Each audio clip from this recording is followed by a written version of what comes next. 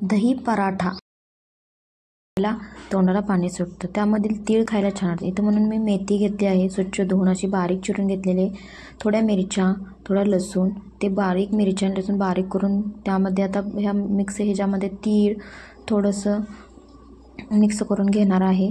त्यामध्ये आता ओवा टाकणार आहे, तेही मिक्स करून घ्यायचं त्यामध्ये. आणि आता हळद आणि लाल तिखट असं मिक्स करून घ्यायचं आहे.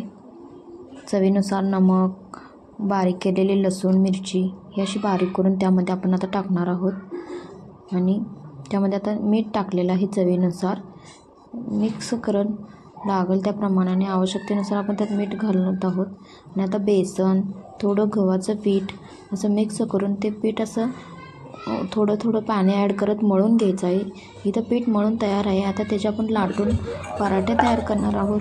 आणि आपले लाटून तयार आहेत पराठे, भाजून खाण्यासाठी तयार आहेत पराठे. बघा, दही पराठा खाण्यासाठी व्हिडिओ आवडल्यास लाईक करा, शेअर करा आणि